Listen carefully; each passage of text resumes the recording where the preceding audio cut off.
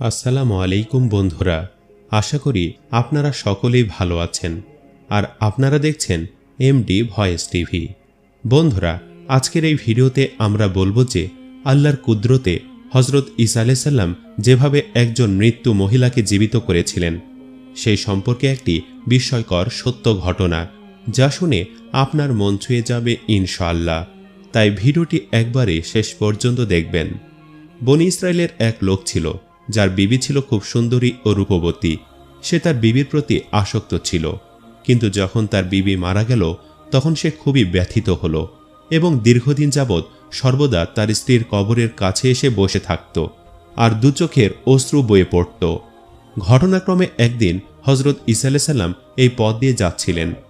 Israeli লোকটির পেরেশানি দেখে তিনি তাকে এর কারণ জিজ্ঞাসা করলেন।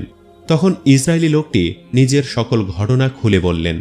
তখন হযরত ঈসা আলাইহিস সালাম জানতে চাইলেন, তুমি কি চাও, আমি তোমার বিবিকে জীবিত করে দেই?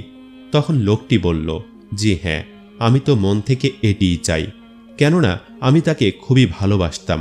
আমাকে একা রেখে চলে যাওয়ার পর থেকে আজ দীর্ঘ কয়েকটি মাস নির্ঘুম রাত কাটাচ্ছি। কবর ছাড়া আমার আর পৃথিবীতে কোনো স্থানই ভালো লাগে না। তখন হযরত ঈসা আলাইহিস সালাম সেই ইসরায়েলি লোকটির স্ত্রীকে জীবিত করার জন্য একটি কবরের লাশকে লক্ষ্য করে আওয়াজ দিলেন। ফলে সাথে সাথে একজন হাবশী কৃষ্ণাঙ্গ গোলাম উঠে আসলো, যার নাক, চোখ, মুখ সহ শরীরের অন্যান্য ছিদ্র থেকে ভয়ঙ্কর আগুনের শিখা বের হচ্ছিল। সে হযরত ঈসা আলাইহিস সালামকে দেখেই বলল, লা ইলাহা ইল্লাল্লাহ ঈসা রুহুল্লাহ, আর সাথে সাথে তার গায়ে আগুন নিভে গেল। ইসরায়েলি লোকটি এই অবস্থা দেখে বলল, হুজুর, আমার ভুল হয়ে গেছে, আমার বিবির কবর তো অন্যটা। আসলে দীর্ঘ 2 মাস ধরে কান্নাকাটি করতে করতেই কোন কবরের সামনে যে আমার অবস্থান রয়েছে আমি সেটি ভুলেই গিয়েছি। এটা শুনে হযরত ঈসা আলাইহিস সালাম ওই গোলামকে হুকুম দিলেন, তুমি তোমার কবরে আল্লাহর হুকুমে চলে যাও। সাথে সাথে সে লাশ হয়ে লুটিয়ে পড়ল। এখানে উল্লেখ্য যে প্রথম লোকটি যখন মৃত্যুবরণ করেছিল সে কাফের হয়ে পড়েছিল, কিন্তু দ্বিতীয়বার হযরত ঈসা আলাইহিস সালামকে দেওয়া আল্লাহর বিশেষ ক্ষমতায় সে জীবিত হয়ে পুনরায় আবার ঈমান নিয়ে মৃত্যুবরণ করল। এখন হযরত ঈসা আলাইহিস সালামের ওপর ঈমান গ্রহণ করায় সে ঈমানদার হয়ে কবরে চলে গেল এবং তার কবরকে মাটি দিয়ে ভরাট করে দেওয়া হলো।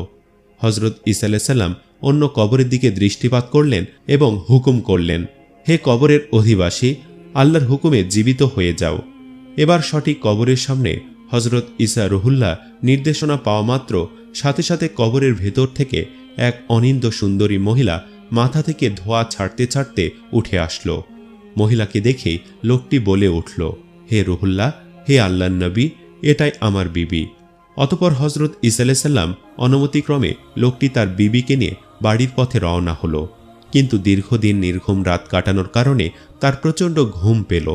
তাই লোকটি তার বিবিকে বলল, তোমার কবরের সামনে দীর্ঘ 2 মাস কান্নাকাটি ও নির্ঘুম সময় কাটাতে কাটাতে আমি প্রায় শেষ হয়ে গেছি, তাই আমি কিছু সময় আরাম করে নিতে চাই।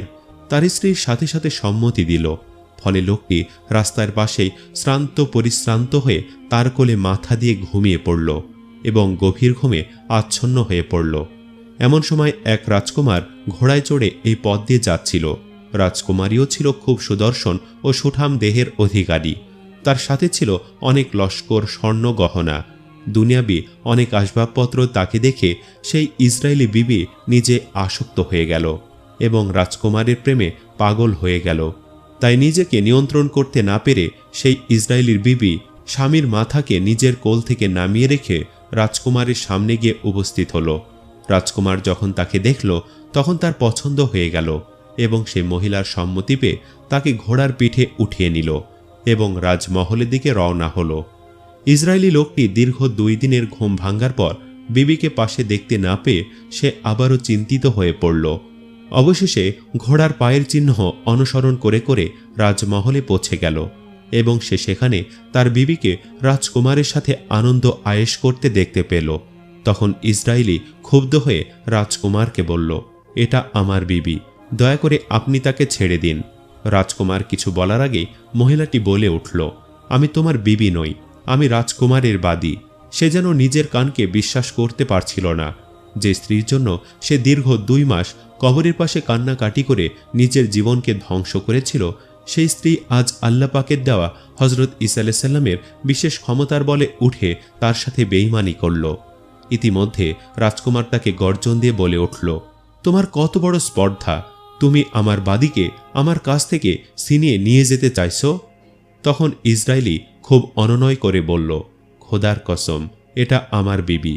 তার মৃত্যুর পর হজরত ঈসা আলাইহিস সালাম আমার জন্য তাকে জীবিত করে দিয়েছেন। আমি দীর্ঘ 2 মাস তার শোকে শোকাহত ছিলাম। এমন সময় হজরত ঈসা আলাইহিস সালাম সেখানে আগমন করলেন। তাকে দেখেই ইসরায়েলি লোকটি বলল, হে আল্লাহর রাসূল, আল্লাহর বন্ধু, এই মহিলাটি আমার বিবি নয়, যাকে আপনি আমার জন্য জীবিত করে দিয়েছিলেন। হজরত ঈসা আলাইহিস সালাম বললেন, আহা, এই তো সেই মহিলা।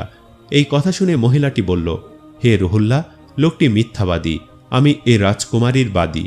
হজরত ঈসা বললেন, তুমি কি সেই মহিলা যাকে আমি আল্লাহর হুকুমে জীবিত করেছিলাম? মহিলাটি বলল, হে রুহুল্লাহ, খোদার কসম, আমি সেই মহিলা নই। এভাবে সেই মহিলাটি কাকুতি মিনতি করতে থাকল। অতপর হজরত ঈসা আলাইহিস সালাম বললেন, আমি আল্লাহর হুকুমে তোমাকে যে জীবন দিয়েছিলাম সেই জীবন তুমি ফেরত চাও। একথা সে মহিলার কানে যাওয়ার সাথে সাথে মহিলাটি দাঁড়ানো অবস্থা থেকে হঠাৎ মাটিতে ঢলে পড়ল। সে ঈমানদার হয়ে উঠেছিল ঠিকই, কিন্তু এখন হজরত ঈসা আলাইহিস সালামকে অমান্য করে কাফের হয়ে কবরে গেল। হজরত ঈসা আলাইহিস সালাম বললেন, যদি কেউ এমন ব্যক্তিকে দেখতে চায় যে কিনা কাফের অবস্থায় মৃত্যুবরণ করে কিন্তু জীবিত হয়ে ঈমান গ্রহণ করে, তাহলে সেই যেন সেই হামকে দেখে যে একবার কাফের অবস্থায় মৃত্যুবরণ করেছিল, আবার জীবিত হওয়ার পর ঈমানদার অবস্থায় ইন্তেকাল করল।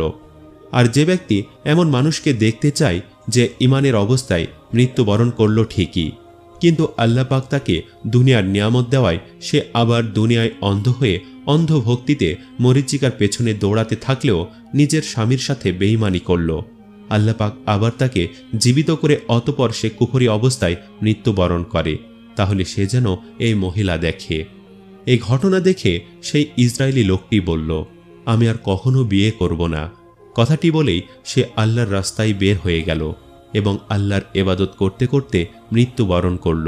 আল্লাহ তাকে রহমত করুন এবং এই ঘটনা থেকে আমাদের প্রত্যেককেই শিক্ষা গ্রহণ করার তৌফিক দান করুন। আমিন।